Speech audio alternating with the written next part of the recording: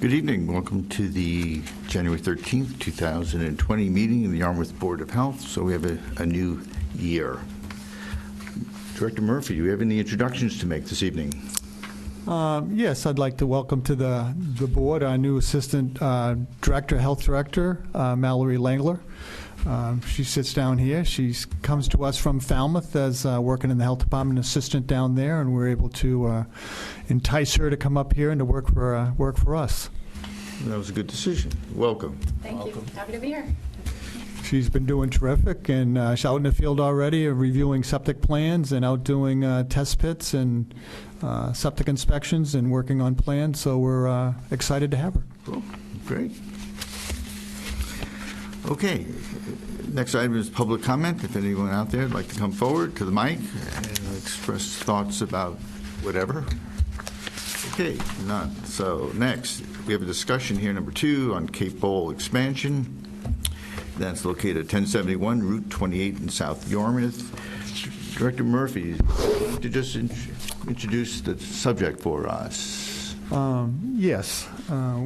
What we have here is we have the owners here, if they can come forward, and we have the representative, Dan Ojo from Down Cape Engineering.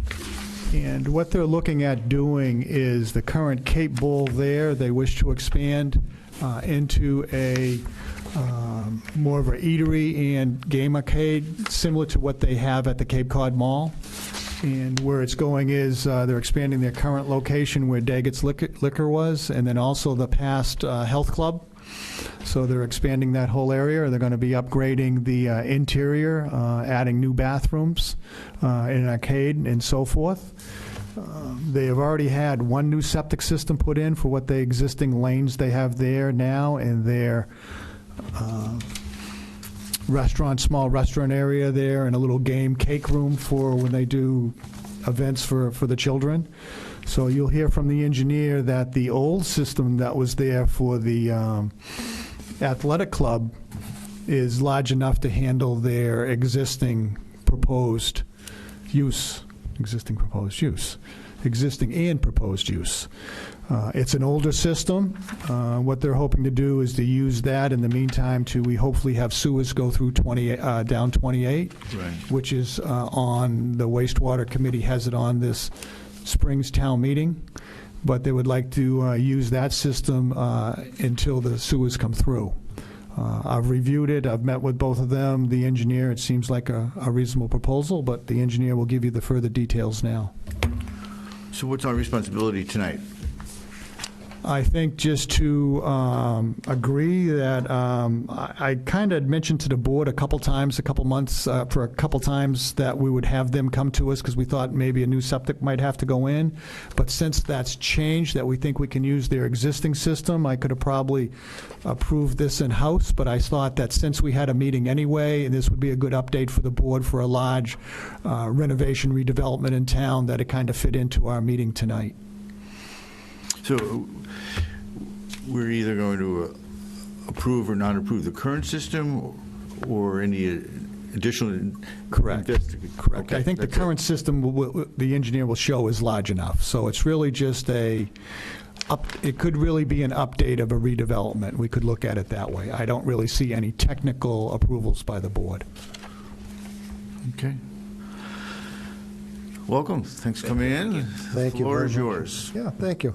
My name is Dan Ojala. I'm a civil engineer and land surveyor with Down Cape Engineering in Yarmouthport. And with me is Mike Crowley and Pete Campbell. I'm sorry. I'm Bill Campbell. Mike Crowley's not here tonight. Okay, apologize, Bill. Here, as Bruce said, we're talking about the expansion expansion of the air building into an area that's next door that's currently underutilized in the building. And this is the old racquetball club. So you can see the larger Cape Bowl is the south, and then the triangular piece on the north is the footprint that we're looking to move into.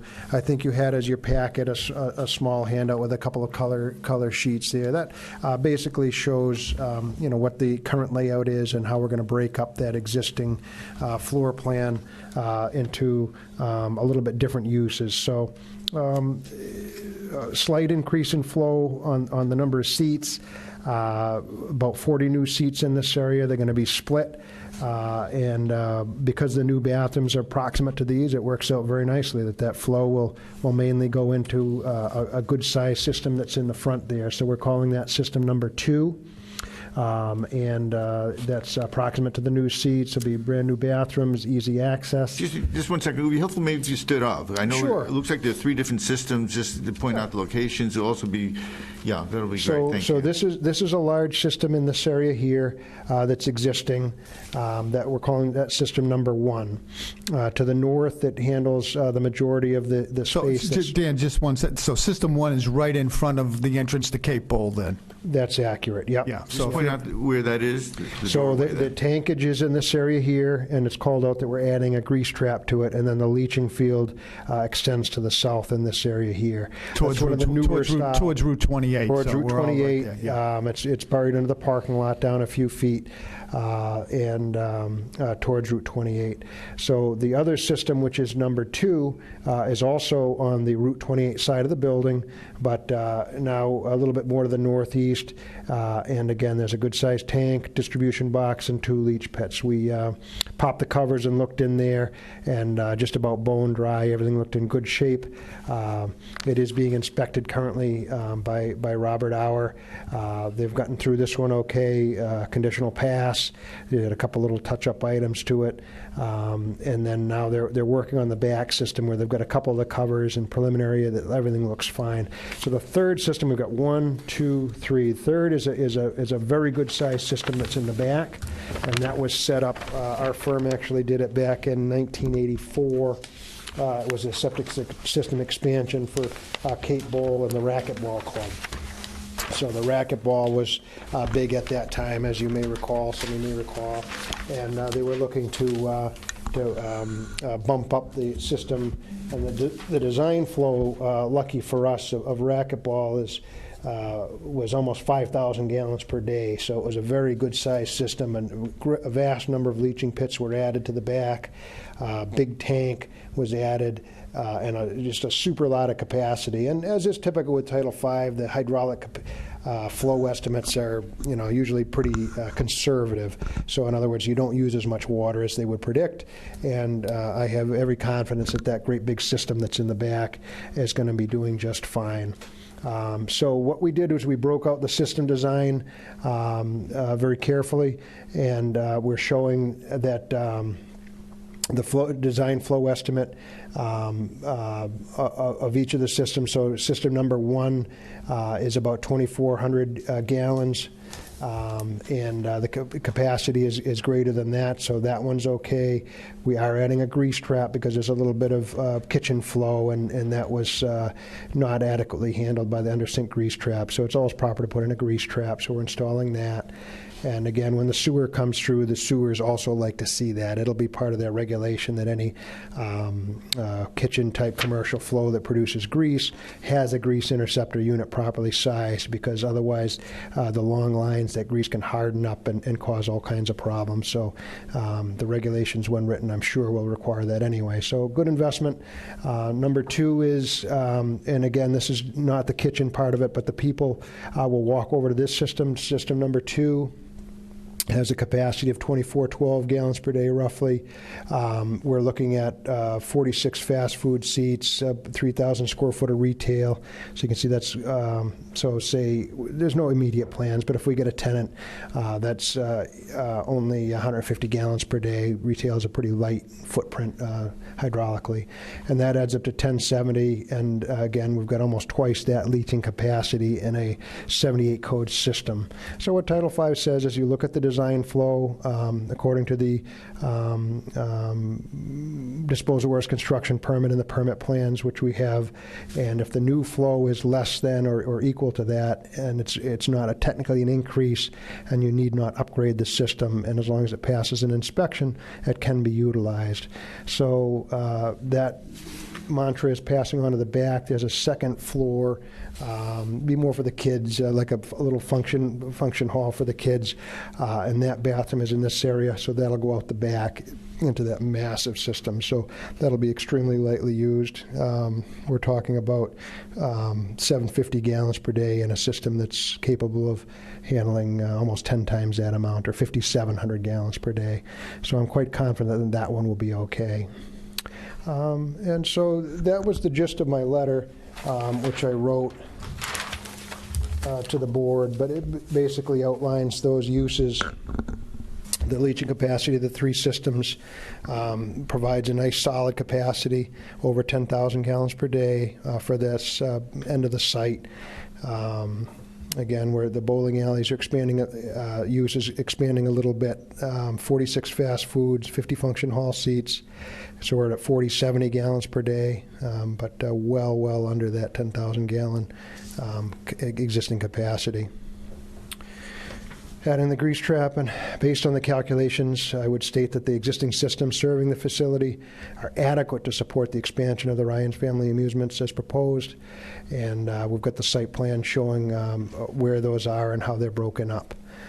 So like Bruce said, it's just kind of a cross-check. It's one of the larger systems that's around, and I think it's kind of a win-win because we're utilizing space that that isn't utilized.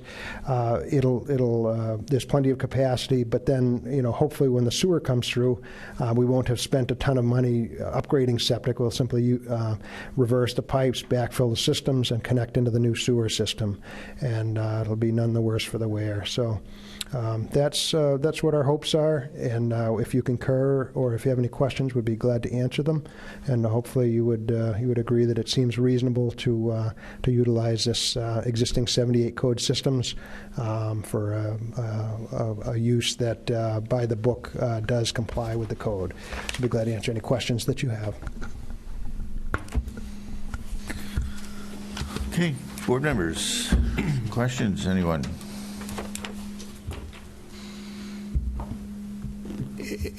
If you use this system to go forward and sewers go through, you'd be hooking up to sewers. I think that would probably be one note the board would make, that you'd hook up within, I think we did on the last one, 6 months after the plant becomes operational. After the sewer pipe goes through past you and the plant becomes operational, you would have 6 months, which I think would just let them know that would be the case. Do you have a time frame of your renovations or what you're hoping to do? We're going to try to do it in two phases. We're going to try to do it in two phases. We're actually going to try to move our entertainment, like our game room and things like that first. As far as kitchen, restaurant and stuff, that's going to be phase two. We would like to start, once we get approvals from the different boards, we're going to start soon with some demolition and some just general, changing of the walls and things like that. When you say soon, is that within the next couple months you hope to have that? We're going to obviously take through whatever it takes for the process as we start with you folks tonight, and then we move to the next, whether it's the building, Pete might know, the building and things like that. We're in no rush. We're not trying to open this thing for May 1st or anything like that. We're going to take our time. We still are scratching our heads as far as the entertainment attractions that we're going to do, but that's going to be first. Just moving our game room, increasing the size of our game room into the existing empty space right now, making that habitable. That makes room for the restaurant. So. Right. That'll clear up room for the seats and let us start working on that area, redo the floors, and kind of phase it in. Bowling's not moving, nothing like that. It's just basically the biggest thing, if you folks have been in recently, you walk in and the games are all on the left. That's going to get all pushed into the vacancy that exists right now. We're going to try to increase the size of that room. And for you folks that probably have never seen, there's some big racquetball courts in there. We're going to put some cornhole games and possibly a rock climbing wall type of simulation. Golf simulator. We just put a brand new golf simulator into our facility in Hyannis. We might try to do something like that.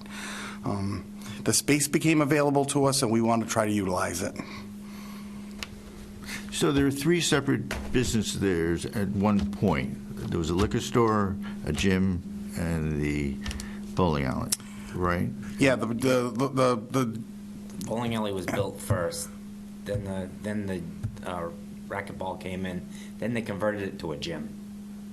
Okay. The racquetball with a gym. And they each have their own septic system. Just some very basics here. In other words, each location had its own septic system. So the liquor store is septic system number what? Well, so the liquor store is actually combined in with that front system right now. The plumbing just simply goes down to there. There's basically the space number 2 was broken into a rear and a front system. The main space down below goes into system number 1 to the left. So that's it in a nutshell. And then, not to confuse things, but this is a little tiny system for the janitor's bathroom in the back, but we won't go there. So just mainly this whole thing goes into here. Most of the flow goes into here. A lion's share of the gym flow goes into a great big system in the back. We're lightly utilizing it. We're going to take some of the people, have them use a bathroom here. It'll split up nicely in the floor plan. So this system will be utilized a little bit more. Still plenty of capacity for the other uses, and the upstairs function hall will go into the back. So that's the split up. Bowling, a little bit of bowling, restaurant seating, retail, and function hall to the rear.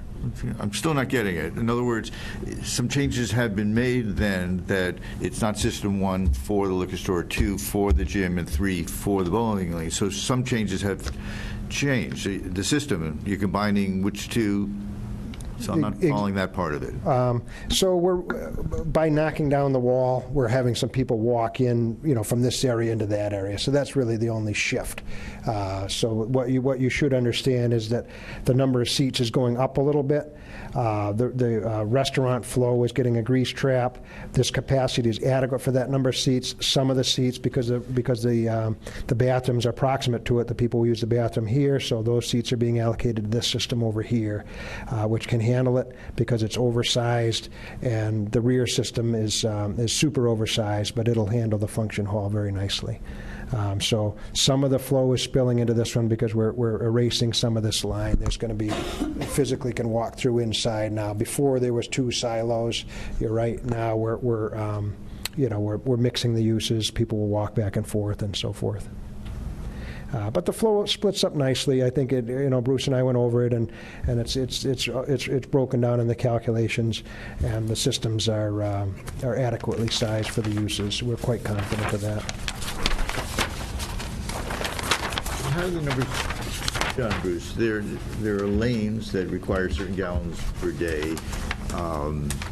There are bar seats, function hall seats, and I don't know, the fast food seats. Fast food There are a seats. lot of different seats. There's a lot of little mixtures going in here. You have that up in your top left corner, Yeah, the I'm septic looking at that. designs, and it's kind of like a little mixed use of things. You got the bowling, then you've got the fast food, which will continue to be fast food. It's not going to be really a sit-down restaurant, and then it has the arcade game room. So. But your question on earlier is, it was the athletic club, and then when that went out, Daggett's moved in. So they were never there at the same time. So it was never Bowling Alley Daggett's, the health Okay. club. It was just Bowling Alley Health Club. And then when they left out, Daggett's went in there. And then Okay. now Daggett's moved across the street, across 28 in the other complex, and that's allowing the bowling alley to expand that area and then use the septic system that was not being utilized by either Daggett's out front or the large one in back from the health club that had all the showers and everything. Okay. And maybe you could just comment on, how do you know where the flow is coming from? In other words, where people are choosing to use the bathrooms. Right. Some are going to be brand new, some are not. You're going to be upstairs. So it's all kind of new. When I went in, I was just looking around. So how do you know where people are using the bathroom and where the flow goes? You have to use a little bit of engineering judgment, but the brand new close bathrooms we feel most people will use. If you've been to the facility, the old ones are a little dated and they're way down the end. So we think, most of the bowlings will continue to use that, but these will attract most of the seating, we feel, because the seating is very close to the new men's and women's handicap accessible, brand new, nice, shiny bathrooms. So we feel that most of the people walk over there. And again, all the systems tend to be, hydraulically quite, the flow estimates are pretty conservative. But it's just an idea, just look at where the seats are, where the bathrooms are. We figure that's a decent split. We'll utilize those. And so it's as simple as that. Could everyone stampede to the custodian's restroom and flood it out? It could, but it's very low probability. We feel that the split is pretty reasonable. Mm-hmm. And just on system number 1, the last line of it says 2412 is greater than 2400. We're talking about capacity and flow. Mm-hmm. How do those two numbers come so close to each other? It's not usually what we see. You want to just explain that to the board for us? Sure. So we backed into it, there's no doubt, but we assigned 20 fast food seats to that system number 1, and the balance, I think that's what it actually lined it up for originally. So when you design, isn't that the case? It was a 24-gallon, 24. Yeah, so what that one is that was the number of seats that were allocated. And this system was a pressure dose system designed for that specific number. So they didn't want to spend any more of the owner's money, so they stopped at the limit. So they had chosen at that time, or had allocated or licensed, the 20 bowling lanes and then the 20 fast food seats, and then they designed it just a whisker over. Yeah. So that one happened to be a tight design. I think I've got the design plan here somewhere, but that's how they did that. I wasn't involved with that one. I think it was Sullivan Engineering. Okay. And then you have the function room upstairs. We say it's a function room, but it's really going to be a possibility for two rooms to have birthday parties. So, and then a small function. So that's not going to be used on a regular basis. And if they do use it, the birthday party might be upstairs. They're going downstairs and going to use the new bathrooms downstairs that go to the big system out back. So that's not an everyday use that's being proposed. And I was just going to say, this is the design plan here. It's from the year 2002, Sullivan Engineering, and that septic design flow was just like I said, 20 gallons at 100, 20 seats at 20, it's 2,400, and then the leach field, you can make it as big or small as you want. They use 40.5 by 80.5. Multiply that together, you get 43 square foot times 0.74 is 2,400 and 12 versus the 2,400. So yeah, it's tight but manageable. so that's system number 1, and that was done in 2002? Correct. You Yeah. said. What about the other two systems? When were they installed? So the other ones are shown on this plan in 1984. So the rear system was upgraded in about 84, 85. The front system was the original racquetball club in around 80, I think. That's the Spore plan. Where is that one? There's a septic as-built. Oh, man, where's this? So this is the Charles Spore design plan for that one. Which system are you talking about now? What Number 2. Okay, thank you. And system number 2 is 2000 precast tank. The year on this one is late in 77. So I think it was a 78 code system, I believe. That was the proposed racquetball club.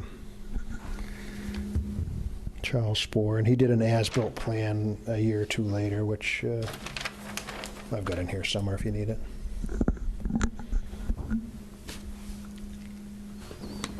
And this back system again was number 3, was original system,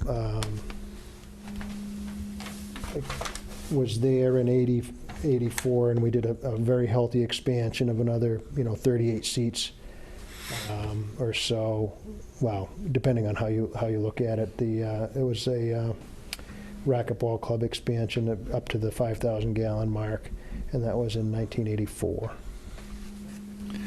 Okay, so the installations, one of them is, I don't know, between 40 and 45 years ago. One, I guess, is mid-30s, 35 years old. How do we know what kind of condition they're in? So you inspect them, and that's one of the first things I did before we brought it in front of you, is that you pop the covers and you look in there and see how they're doing. It's a very simple matter. If they're tired, the flow is up high. If they're doing well, it's down low. And this pit was just about dry, and this one it was about a foot of water in it, and the stain about a foot above that. So they weren't even breathing hard. It's a very healthy system that can take a lot of flow. So I felt very confident advising these guys to have it inspected, and the inspection it is going to pass. It's doing well. If they're getting tired, the leaching will come up. You'll see a very distinctive stain line up near the invert. You know, they're nearing the end of their hydraulic capacity and their life. But you know, as luck would have it, these were large systems, and they were apparently never very heavily used. So we've got some capacity there on site that we can tap into. Bruce, you mentioned some difficulty locating some parts of the system. There are issues of asphalt involved, and maybe you can explain that to the board also, that may have interfered with locating and inspecting. The large system in back that was installed, in '84, some of that's been paved over. Some of the trees have grown up since that age, and so they're looking at it now. They did do some of the inspection on Friday. They're going to go back and look at it again. But I think the thought was that it's such a large system, they don't need the whole system to work. They just going to need a portion of it anyway. But they're going to take a look at it. Would you say that's what you're looking at right now? Yeah, exactly. I mean, it handled quite a bit of flow from before, but all the men's locker rooms, and all it is a little kiddie function hall with the birthdays. You know, you'd think one or two might go to the bathroom. So that one will not be hard pressed. Now, if we had a problem out front and the sewer got canned down the road a little bit, we could probably saw cut the floor and utilize it for the front for a little while, but we'll cross that bridge when we get to it. Well, hopefully you don't have to, but it looks like there's some flexibility, so that's great. Yeah, we would have some flexibility if needed. Yeah.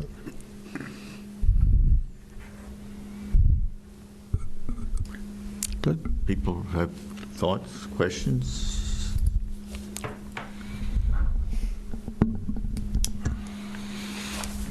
I think it's just an update for the board that we have a nice redevelopment. We're using an older system that usually the last couple redevelopments that we saw come in with either condominiums or apartments going in, they didn't have the flexibility to use the system. They were taking down the property. They took the old cesspools out, and they put all new systems in the last two times that we've had come through. This one is a little different because they're able to redevelop what they have right there using an older plan, but I think it's reasonable based on the hope sewers will be through there. We're outside the drinking water area, so I think it's a reasonable request that we've had before us. So it's really an update to the board. So when the sewer comes through, there'll be 3 separate hookups to it? That's correct. We're probably going to take a look at, with the function hall that goes to the rear, flipping that and putting a pipe in the ceiling out to the front just while we have things opened up. So there might only be 2 coming out, but absolutely all the flow would end up going to the sewer. Yeah. It's exciting. It's great. Community needs it, and it's nice it's going to happen. So, we wish you a lot of luck with the business. Thank you. It's fabulous. I see one thing about potential future expansion. Is that do you foresee that proposing any challenges, to the existing system, and what might those future expansions entail? So we're probably going with just retail use on that, and so that's at 150 gallons per day. I'm sorry, 50 gallons per day per 1,000 square foot, so it's only 150 gallons a day in that 3,000 foot. So that's a very light, and would let them use our bathrooms as part of an agreement. So no, I wouldn't anticipate any trouble from that. Just retail. It would not be commercial restaurants or anything like that. It would just Correct. be retail. No, we'd definitely want to come back and run it up the flagpole if we're going to use any kind of a flow other than retail or maybe a little office use or something. That answers your question? Yes, it does. Okay. It's good. Good. That's- okay. Thank you for the update. Thank Yeah. you for coming in. Thank you. Thank you. Thank you for your time.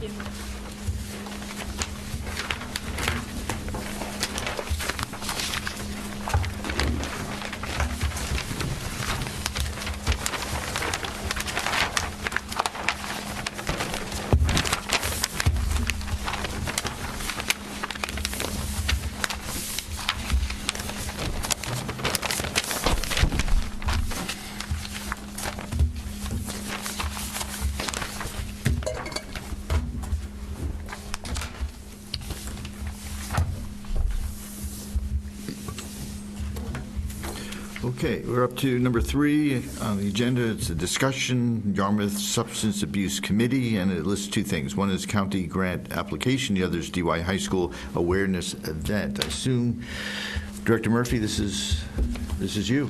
Yes, it is. Thank you. Thank you for coming in.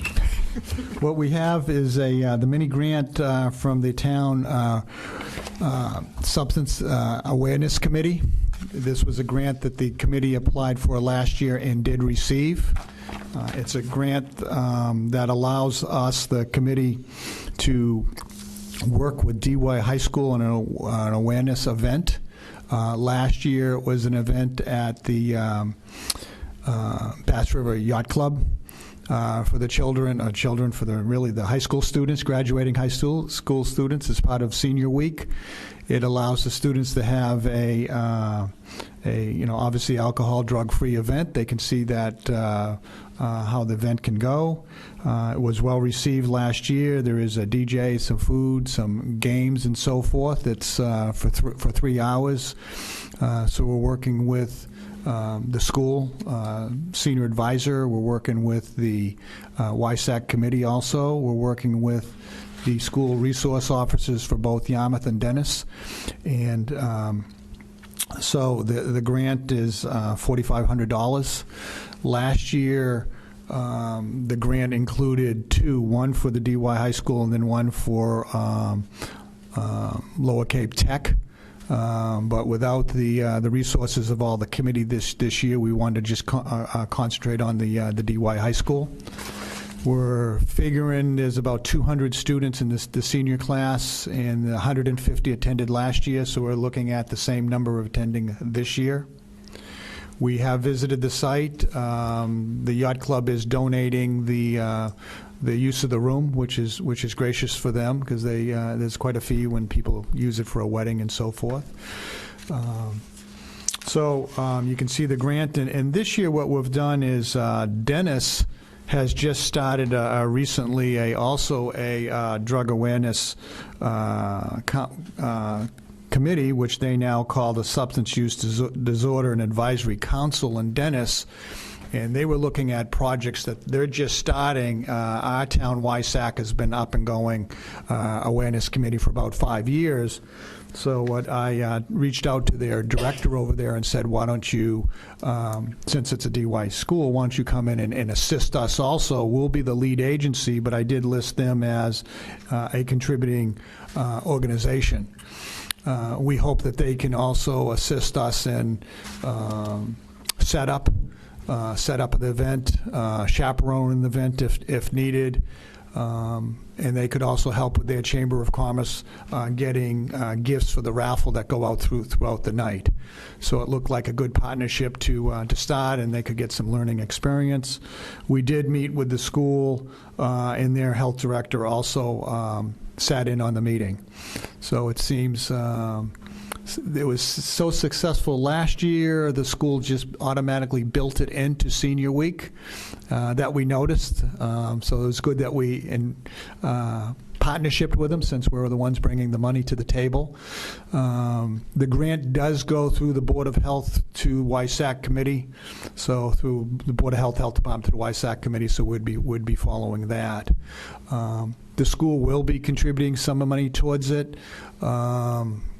I think we have it broken down in there. I think they're going to help with the there's a slushy machine. They're going to help with decorations. They're going to help with ticket sales. They're going to help with video production and PSAs that they can run at the school leading up to Senior Week, just saying about this drug-free event that's coming up. So as they put it up on their Facebook page and get it out, that will be reaching all the students at the school, 8 through 12. So it's just not the seniors that we're looking at. The whole school will be aware of this event. They're looking at other opportunities where our Substance Awareness Committee can also participate during Senior Week events. So that will get our notice out even further. So I think it's a good partnership with Dennis. I think it's a great partnership with the high school that they've thought it was so successful that they would like to continue it. So we have the grant this grant that you have before you was due Friday to the county, so it has been submitted and acknowledged that they've received it, and we're just waiting to hopefully that it goes forward with approval. There is county money available. It's going to go down to how many other committees apply. Last year, Yarmouth was the only one that applied. So hopefully this year, a couple other towns will apply, because that would be great, because there is enough money within the county to fund several programs. So we'll know better probably in a couple weeks, by the end of the month, if we're successful to go forward. You put a lot of effort into it, so thank you. And I would like to say that, yes, a lot of effort did go forward. We were able to follow some of the format from last year, which was very helpful. And we were able to use our summer intern that we've extended, that is the recent graduate from UMass Public Health School, and she was able to organize a lot of this and put it together for us and meet with the schools. So she was very instrumental in doing a majority of the work. So she did a great job on this. So this will be going from, that was the same person that we had that did Sticker Shock with us that made a presentation. So I think it's great. I think it's good with this. YSAC did meet last Thursday. We had a meeting and discussed going forward, and we'll probably have a subcommittee continuing and work with the school on this. But they were also forward the event. And if next year, as we kind of look forward to different events in the mini grant for next year, if nobody else picks up Cape Tech down Cape, we will look at doing that again, because we have, I think, about 30% of the Yarmouth students going down there, so we'll look at that. We were hoping maybe a substance committee down Cape might pick it up, but they don't seem to be any active or somebody that would pick that up. So I know YSAC wanted to maybe expand next year, so that will be something that we look at. But for this year, we're going to concentrate on this one right now. Great. And now that we have Mallory with us, we've added Mallory to the committee, and she met with the school also with us. So she's familiar with the program and is going to be assisting also. You said there were 200 seniors? There's approximately 200 seniors, but what they've found is about 150 attend things. We're thinking that with the how well it went last year with the excitement, that we might get a few more. Occupancy is right around 150, so we're kind of watching what's going on that. The students also pay a ticket, $20 to go to the event, but they can work towards paying that off doing different activities during the year to lower that cost. So there should be an opportunity for every student to attend based on that. I think what our project title was, I choose to be substance-free because, and I think that's what they're going to build their PSAs around and some of their videos. We also hope to have Meredith that did this grant thought that we would have a photo booth so they could make photos, and there would be different signs they could post on it and post it that way of substance-free because. There's a few other things that we're looking at. So looks to be quite exciting, and all the students remembered it last year, and if they can remember this event and other students in the school understand it going forward, I think it's we're reaching a population that we're trying to reach. Tell me about the post-event surveys that you're going to do of selected populations. Who's going to be selected, and kind of questions will you be asking? We haven't finalized that, but from last year, we had talked to the student advisor, we talked to several students, we talked to the police resource officers, so we talked to one of the assistant principals, we talked to the principal, and we received their format of, did the students like it? And they liked it so much, they've added it permanently to their senior week. And this is the night before graduation. This is the Friday night before graduation.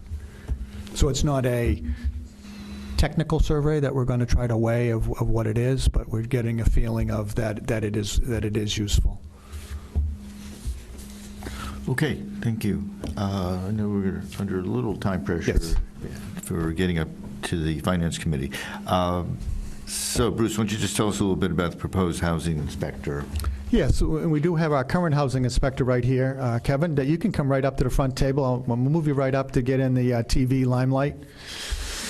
The board has looked at this request in the past to add a second housing inspector to the program that we currently have, and the board did approve it earlier to go forward with budgeting.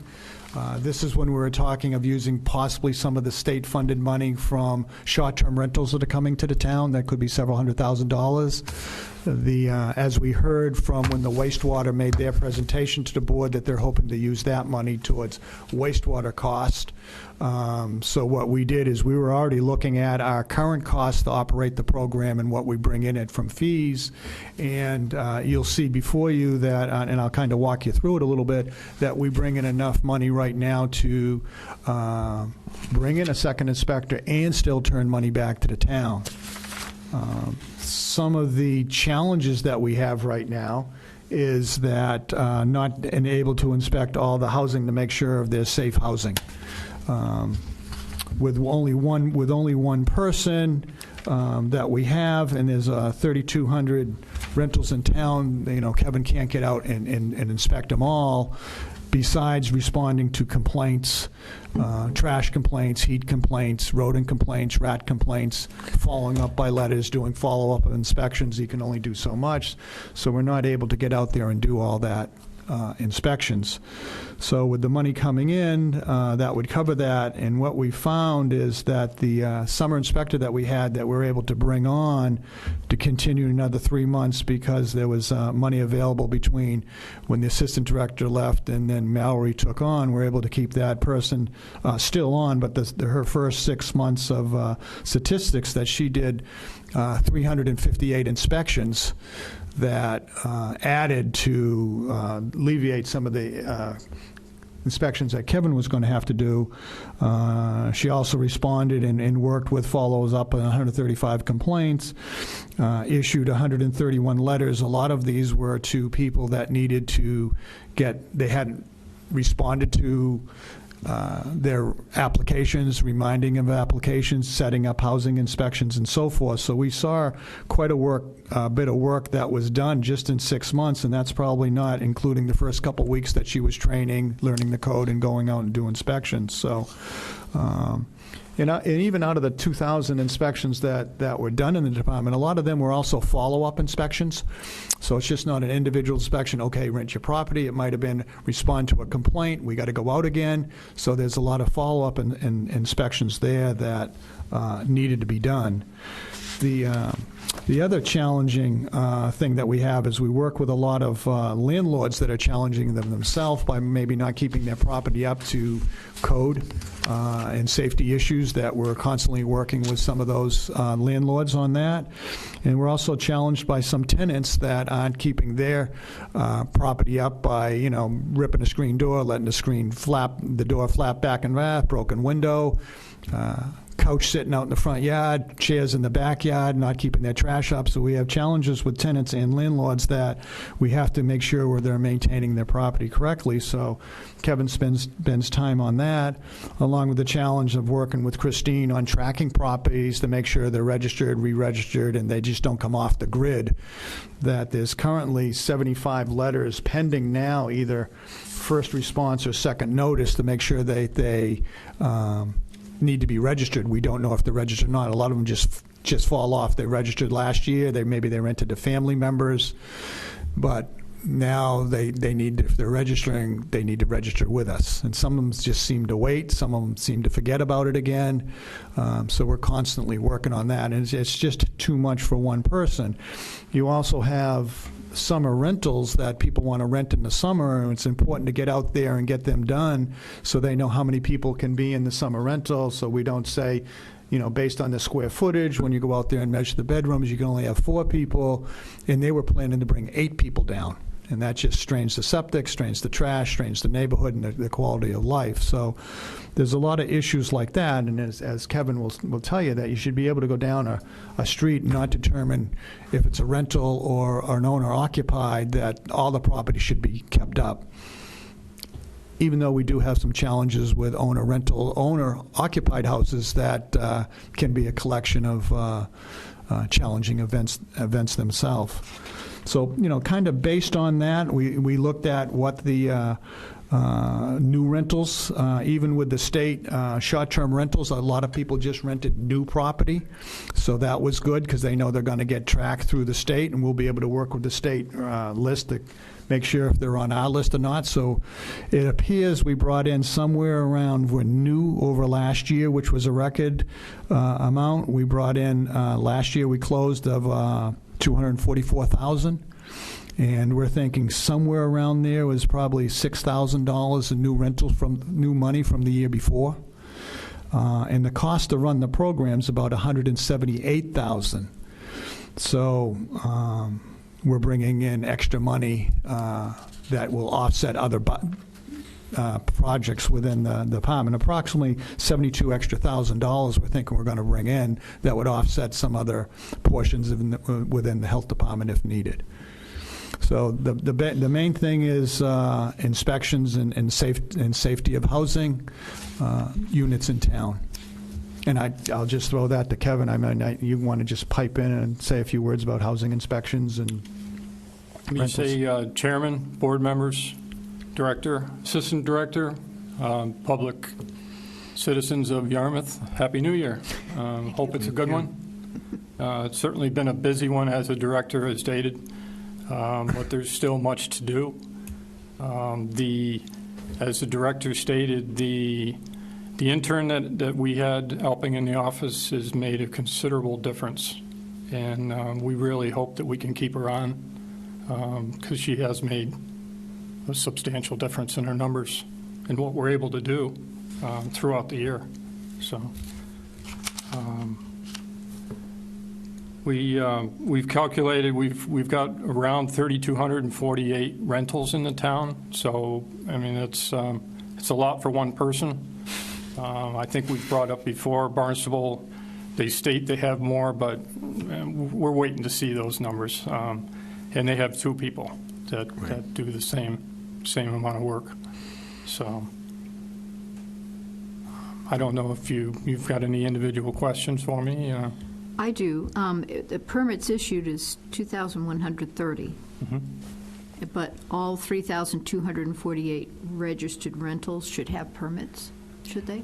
We have an in-house policy. They may be registered, but we're still looking to have those inspections conducted on there before we issue a permit.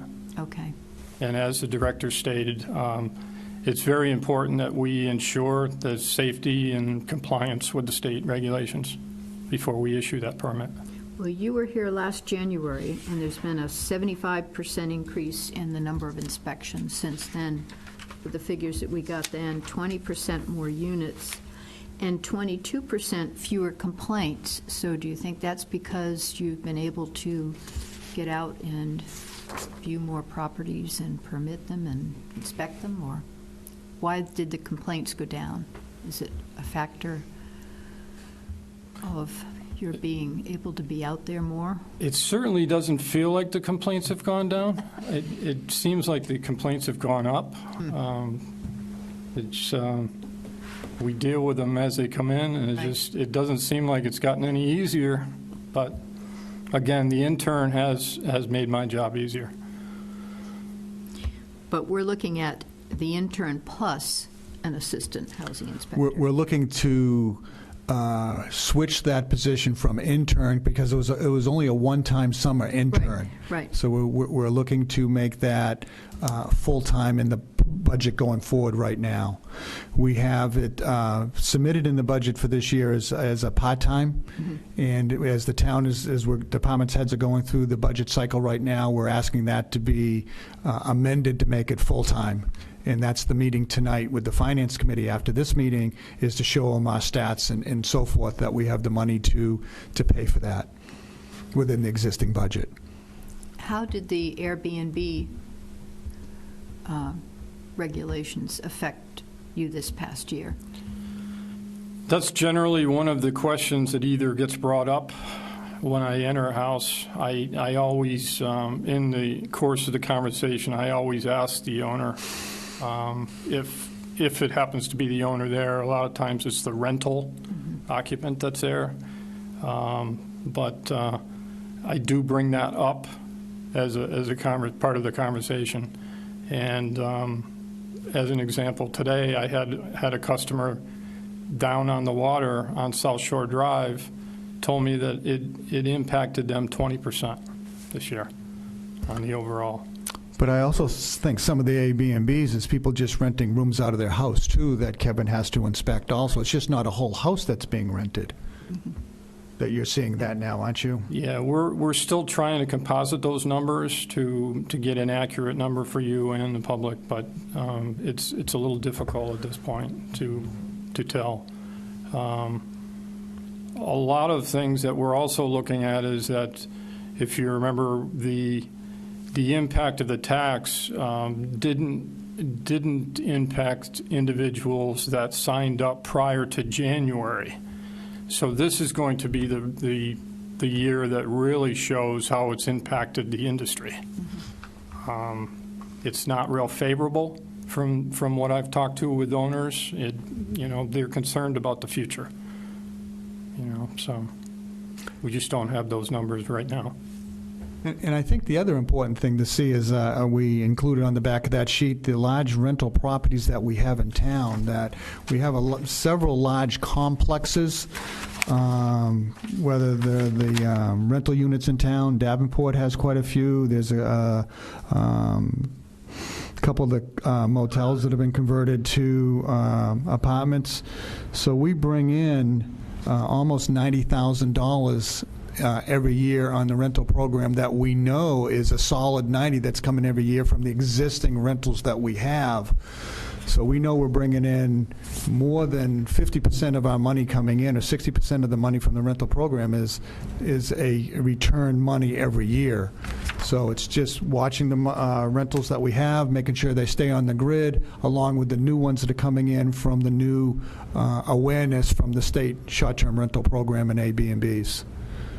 The ones that haven't paid their fees yet, is that because they're not due yet, or they're due? They just didn't come in January 1st, so we're working on them to get them in the first week. But you can see that we're brought in a lot. The larger ones have paid, so we're getting the other ones in. That's Kevin and Christine, or Kevin's project this week. I think a call has probably been made to most of them. Christine, our hats off to Christine. She's really done a wonderful job in her tenure, short term, that she's been here, and she's doing a lot of the tracking. And as Director Murphy has stated, we have over 75 of our customers in town that we're tracking at this point that have been off the grid for a considerable amount of time. So they are in the process of our first, second, and final letters before we move into a citation. Time-consuming, huh? It is, very much so. Okay, thanks for coming in. Thank you.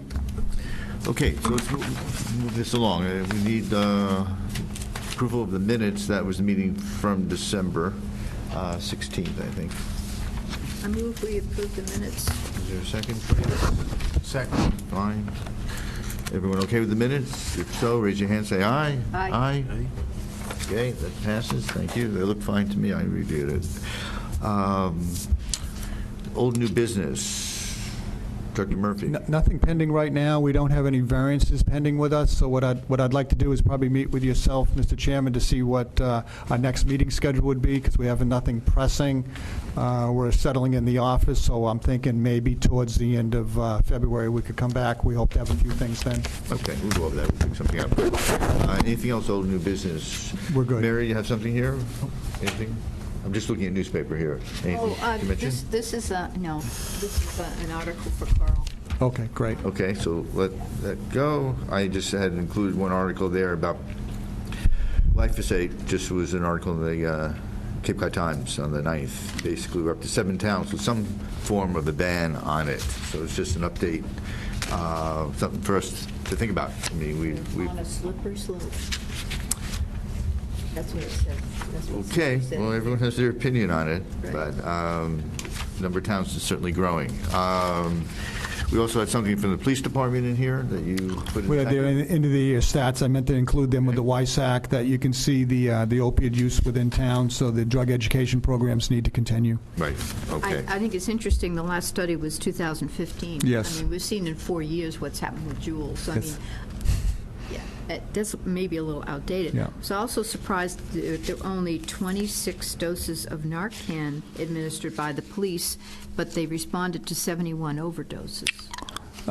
People are carrying a lot of their, they can get their own Narcan now. So somebody else has already given it? It's over the counter. People have already given it. Friends give it. They carry it themselves. Okay. Or the fire department got there to the sites They first. can't give it to themselves if they're out. Right. Yeah, But- contraindicated. But usually, it's the buddy system a lot of times with that. Okay, Yeah, okay. good point. Okay, so we're trying to move it here. Anyone make a motion to adjourn, please? I move that we adjourn. Is there a second? Second. Thank you. All in favor, say aye. Say Aye. Charlie, is that a yes? Yep. Thank you. Good. Adjourn. Thank you, everyone.